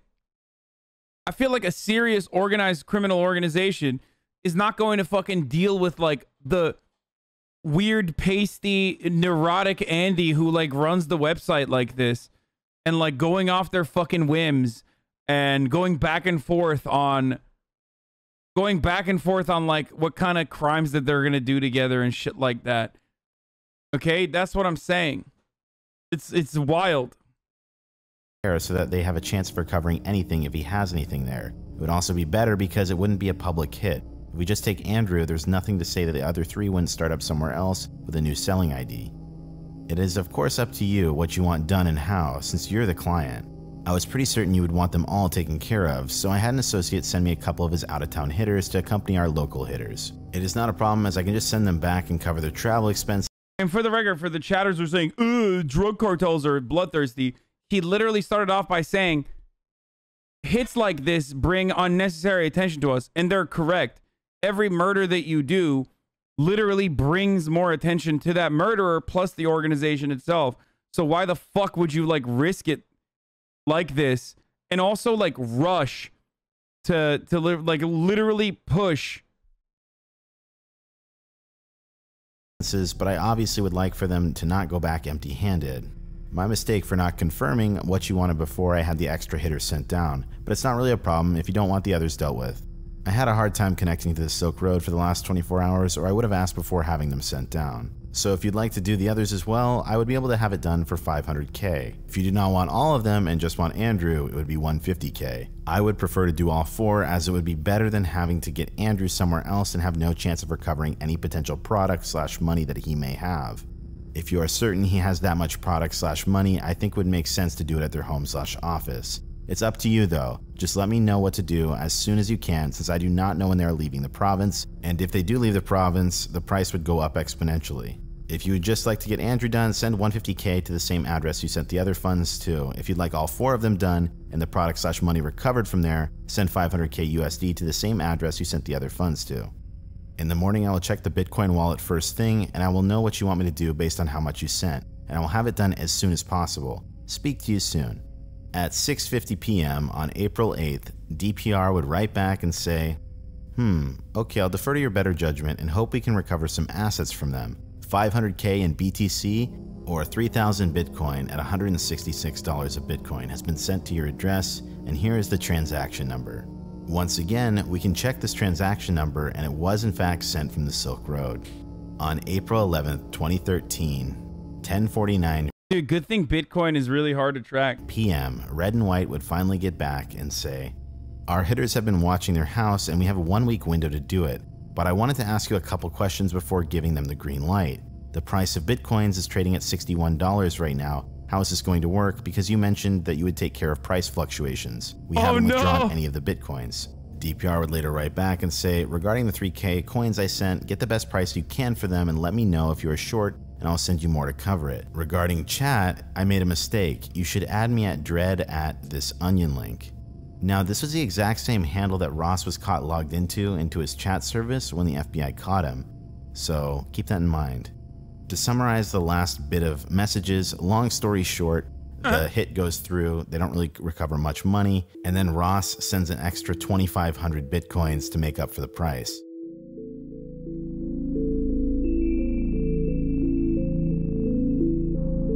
Money well spent. It's $120 million now, for let's do a fucking... final analysis on these messages.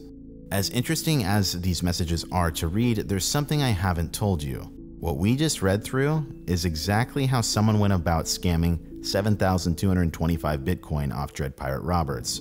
At the time that this Bitcoin was sent, it was actually worth about $1 million, give or take. But today, it's worth over 60 million. All of these hits were paid for, but Blake, Kirchhoff, Zinn, Andrew, and all the people involved with these hits aren't actually real people. Because there's absolutely no proof of any of these guys ever going missing or ever existing in the first place. It took a while for Ross's investigation to pick up on this, but this is in fact what happened, and even in the court documents they say he got Motherfucker's gonna be like, dude, I need more, I need someone to kill that guy now. With an elaborate scam. Keep in mind though, that in DPR's mind, these people were 100% real, and he was completely willing to pay to have people taken out. We're going to talk about Ross's trial in a bit, but up until 2018, nobody knew who Red and White was. Here's the reality though. DPR got played by one person, and that one person is alleged to be James Ellingson. In a later investigation, Bitcoin was traced from Red and White's accounts on the Silk Road to another seller on the Silk Road named Mary Jane is my muse, and both of them were registered on a Canadian Bitcoin exchange that had James's driver's license on it. As a result, James trying to cash out ultimately ended up getting him caught. He's currently out on bail and waiting trial. Since Tony76 is likely Lucy Drop, this makes this guy one of the most prolific scammers on the Silk Road. It appears that James initially sought out to blackmail Ross as friendly chemist with $500,000, but ended up thinking quick on his feet and ended up getting double the amount. As cool as it is to see someone get worked over like this, heaven forbid Ross Ulbricht actually got his hands on a real hitman. To this day, a lot of people still deny the fact that Ross actually ordered these hits and they believe it's completely fake, and I'm going to be debunking that later on in this video. But for now, let's get into the trial.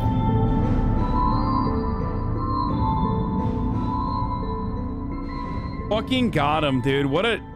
Oh my god, that is an L nerd right there, dude. Now let's take a step back and look at the trial and conviction of Ross Ulbricht. No, it wasn't the FBI. It was one guy who facilitated everything, including the fucking random Hells Angels. A guy who was like, I am the Hells Angels. Keep in mind, my goal here is to cover this in a somewhat objective manner because both parties involved seem to be potentially stretching the truth. Ross pleaded not guilty despite being caught red-handed logged into the website, so it made me really curious as to what his defense actually was in this case. I went through countless pages on this actual court case, and what they planned on using as a legal defense, I honestly don't know how they ever expected to win. I'm paraphrasing here, but Ross's legal defense went with the story that Ross created the Silk Road not to make money, but as a social experiment. Then they claimed at some point Ross sold the website in 2011, and thereafter he bought it back just in time to get caught red-handed, where supposedly someone basically airdropped the diary onto his computer to frame him. This defense never provided any physical evidence of Ross actually selling or buying back the website. Wow. But they still went with the story. Remember what I said about Dread Pirate Roberts being a very clever name, and it was actually given to him by his mentor, Variety Jones, someone who helped out Ross very closely. He actually suggested the name Dread Pirate Roberts if he ever got caught, so that way he could say he was just a fall guy.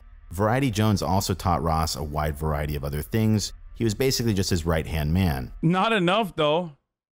Variety Jones did not teach him how to not get fucking scammed. The defense essentially claimed that the Dread Pirate Roberts forum account was shared by multiple people, which I find very hard to believe, but more on that later.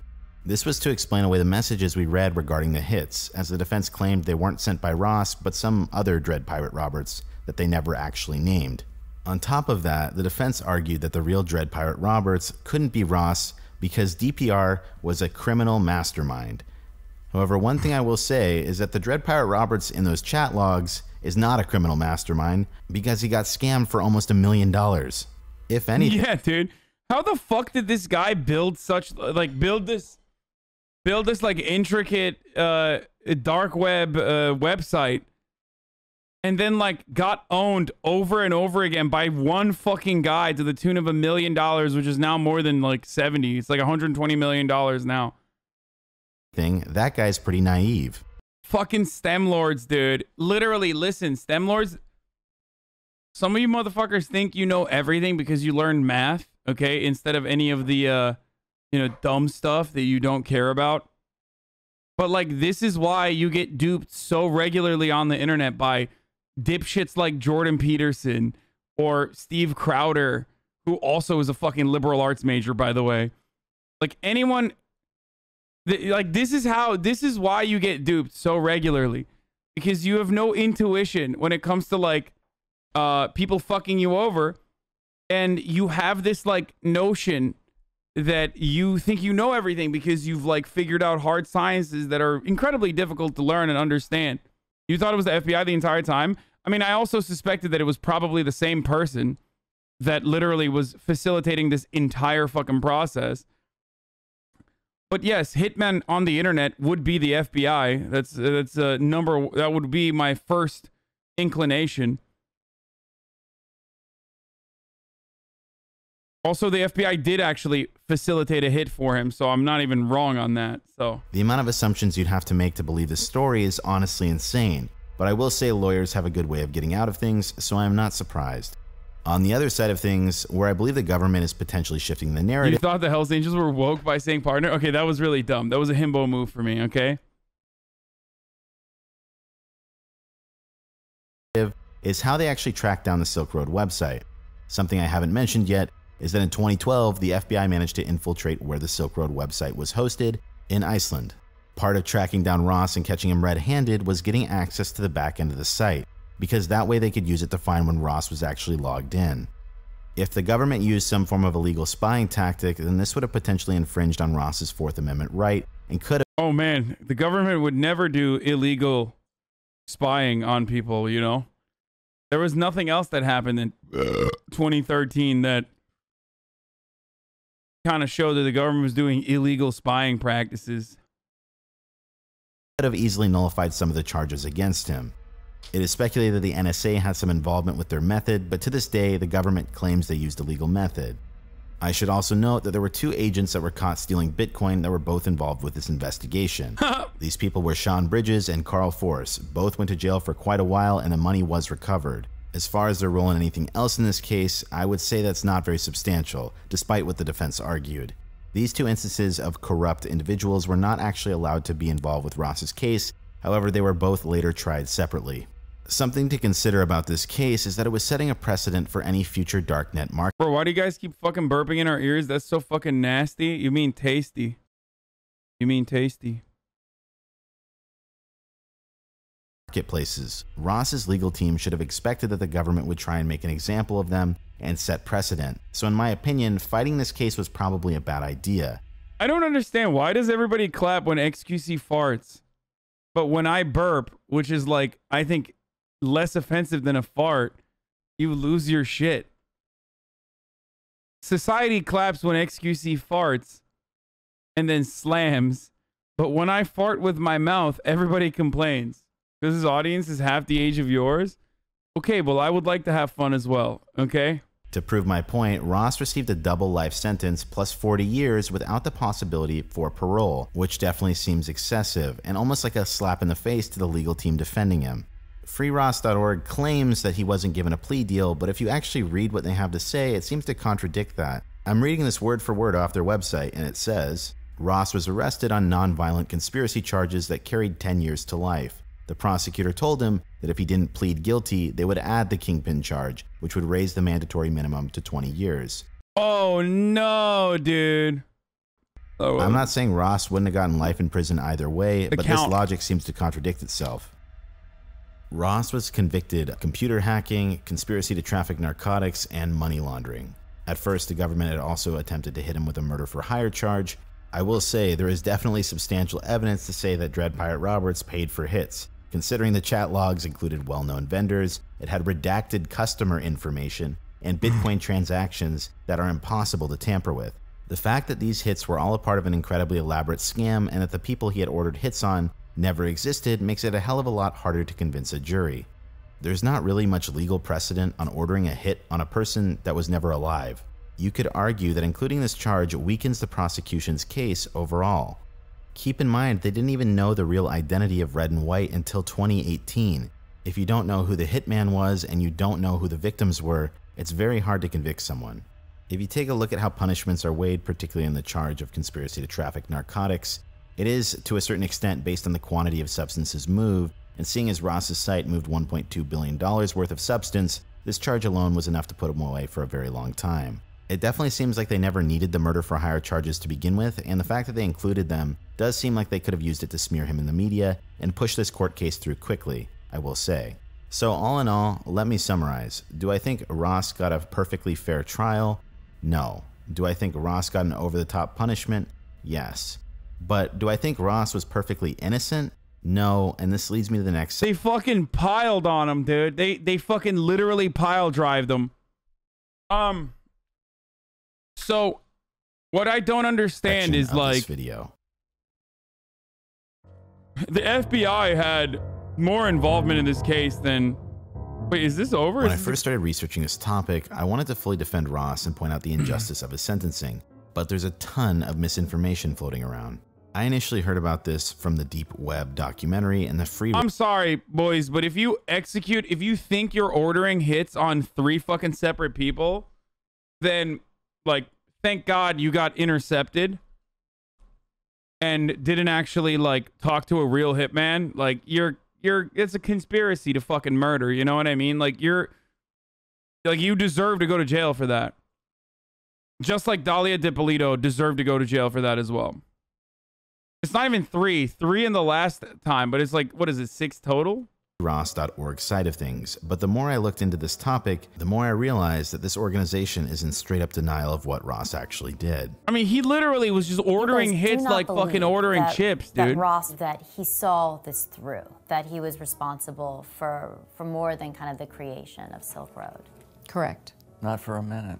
They say they've traced lots of money back to Ross. What do you think Ross's role was? I have no idea. I'd like to see the evidence. Bought and sold. I mean, what do you think should be a punishment for him, if any? We would like to see Ross acquitted on all charges. To clarify, I personally don't have much... Oh, fuck, dude. I mean, look, that's the parents. You know what I mean? Like, it's a little bit of a... That's a little over the top there, you know? We would like to see our son, who ordered 6 fucking hits off the internet,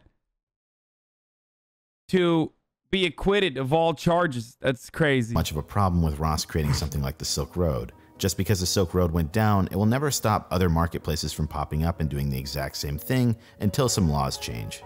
If there's something we've learned from Prohibition, supply will always meet demand. Where I personally draw the line with all of this, however, is when Dread Pirate Roberts attempted violence. In Ross's mind, the people he was ordering hits on were absolutely real people, and when he received those photos to confirm what he had done from Red and White, he still continued to do it. It was literally only a matter of time before the guy got his hands on a real hitman, and he would have had an unlimited supply of money to potentially take out anyone he wanted. To this day, some people say because Ross Ulbricht was never charged with violence, therefore he could have never been violent. This is a logical fallacy. By that same logic, you could say that O.J. Simpson is innocent. Ever since this trial, Ross's parents have been campaigning for him to be released from prison, and I honestly think they are right to do so.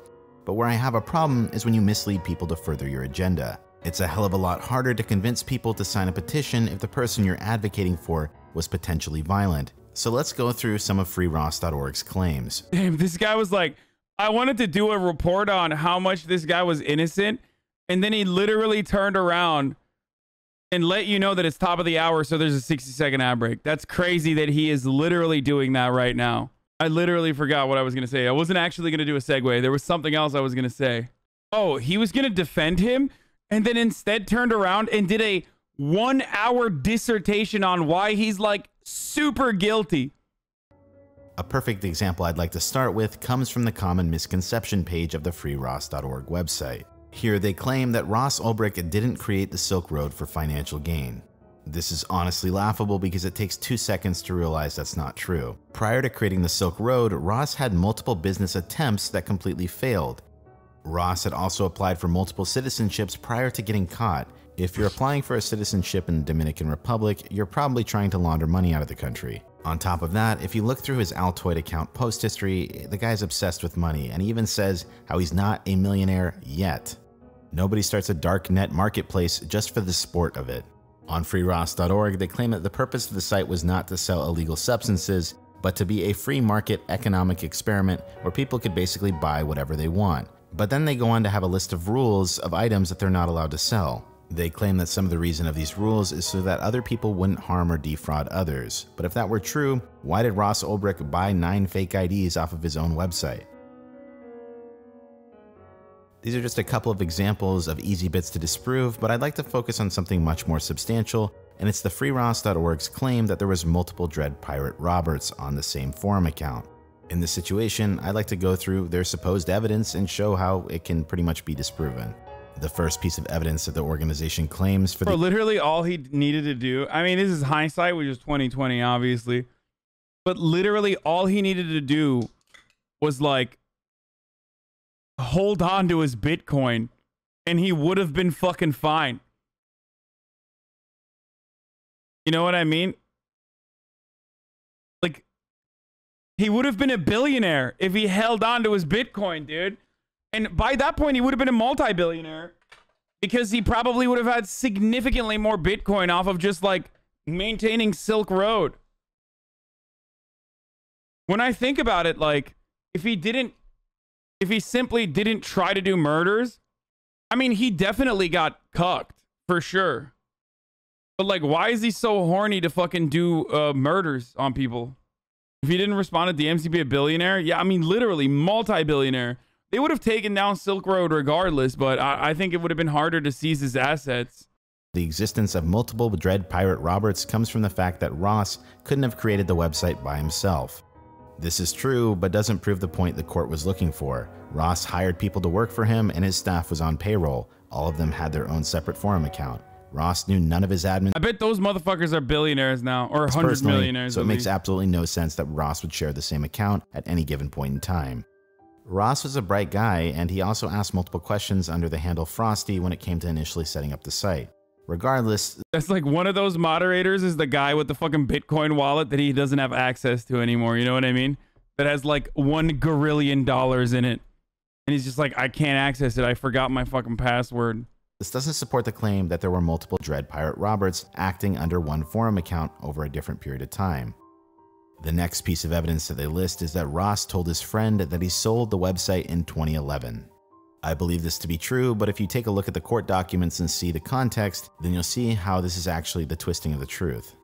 It appears that Ross's friend told someone a little bit too much about Ross's involvement with the Silk Road. That person later commented on his Facebook wall, and Ross's friend was concerned and urged him to shut down the site. As a result, I believe Ross consoled his friend by saying, "I can't because I already sold it to someone." I believe this was to get his friend to stop worrying about him.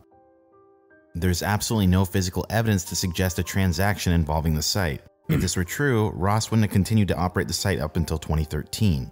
And it would have been as simple as providing a Bitcoin transaction to prove the sale went through. There's absolutely no other way that this guy could have accepted payment other than Bitcoin. Here it makes absolutely no sense that Ross would have to rely on his friend's testimony instead of just providing evidence. Moving on, the next piece of evidence from this website states that someone logged into the Dread Pirate Roberts forum account after Ross was taken into custody. Once again, this is twisting the truth. By the time Ross was arrested, the feds had access to the back end of the website and the investigation was still ongoing. The fact that we have access to those messages we read over time shows that the FBI directly had access to Ross's account as well. There is no doubt in my mind that the person who logged into Ross's account after he was in custody was a federal agent. Once again, it makes absolutely no sense that Ross would ever share an account. Next up, in terms of their false evidence, is the claim that Dread Pirate Roberts failed a digital handshake. A handshake or a digital handshake is a set question to make sure you're talking with a real person on the other end of the computer. Basically, if I told you beforehand that you could identify me by asking a question like, "How sociable are you?" and I told you the correct answer was "barely," you could then ask me that question in a public chat room to figure out if I was the real person behind the computer. So in this instance, freeross.org claims that one of the admins failed a handshake in a chat room prior to Ross getting arrested. If you take 2 seconds to read through the full reference they've provided, he later completed the handshake on another personal question that only DPR would have known. Even though this isn't really evidence to prove that someone else is behind the computer, this was the Pigeon chat room, not the place where DPR ordered the hits on the forum account. Alright, now let's move on to the claim that Mark Karpeles was Dread Pirate Roberts. This is the smartest piece of false evidence for this entire case. If you don't know who Mark Karpeles is, he's basically a supervillain in the cryptocurrency community. freeross.org claims that the real Dread Pirate Roberts was Mark Karpeles and references multiple emails from the special agent working on this investigation. Long story short, Mark Karpeles was the first target of this investigation and was the first suspect. Because they hadn't found the Altoid lead yet, he was the best person that they could go with. Mark Karpeles owned the Bitcoin exchange Mt. Gox, and at the time, it would make the most financial sense that he would be running the Silk Road. The special agent working on this case ended up getting a search warrant for his email addresses. Long story short, they searched through his email and they didn't find anything tying him to the Silk Road, but they did find him guilty on charge of 1960. Charge 1960 is running an unlicensed money business. It appears that Mark Karpeles worked out some kind of deal where he would aid in the investigation of the Silk Road in exchange to be released on the charge of 1960. Wait, really? To save you from reading through hundreds.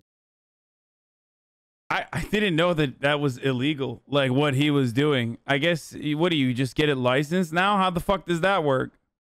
Big no-no? Yeah, you have to register now. I mean, did you have to register back then?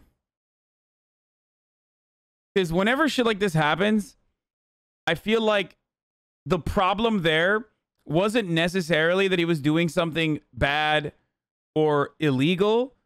The problem was that he just wasn't rich enough to pay off the right people. You know what I mean? And like get the proper licensing for hundreds doing and that. hundreds of pages of legal documents. Long story short, there's no physical evidence tying Mark Karpeles to the Silk Road. Now, you might be wondering why I went through all this trouble to cover all of these seemingly false claims, even though I agree Ross didn't get a fair trial. In my opinion, a path to redemption starts with you actually admitting you did something wrong, and I don't see that happening here. To me, it's obvious that Ross's mom in this organization is just trying to do and say anything to get her son freed, but I can't help but feel like she's accepting donations based on people not knowing the full story. If you look at their homepage, you'll see just how much support this cause has gotten on the basis of seemingly deceiving the public. I don't think all of these politicians and such would have endorsed her had they known the full story, let alone all the people that pledged monthly. What this organization is doing is playing the political game. At this point, it's not even about the facts anymore. It's just about trying to influence people and... Motherfucking Gary Johnson, baby. Of course. Win power to get Ross pardoned. Only lost New Hampshire by a few thousand votes. I think 3,000 or 4,000 votes, if I'm not mistaken. And if Trump will win New Hampshire, New Hampshire is so weird, dude. Pardons Ross Ulbricht, it's very likely that a lot of us single-issue voters here in New Hampshire will vote for Trump, who wouldn't otherwise. So I think that Trump could win New Hampshire by pardoning Ross Ulbricht, and he could piss off a lot of his enemies like. I can see a wide variety of arguments being made for any outcome of this case. Some people might think he deserves his life sentence for ordering hits on people. Some people might think he's not. The worst part about what that guy is saying is that he's not wrong, dude. Also, why are we in Istanbul now? Or is this Istanbul? It looks like Istanbul. What? Guilty at all. I can also see this just as a case of the mother doing anything to get her son back. There's definitely going to be a wide variety of opinions here, so I'm going to leave it up to you. This is Barely Sociable. Have a good night. Oh, because it's a Silk Road.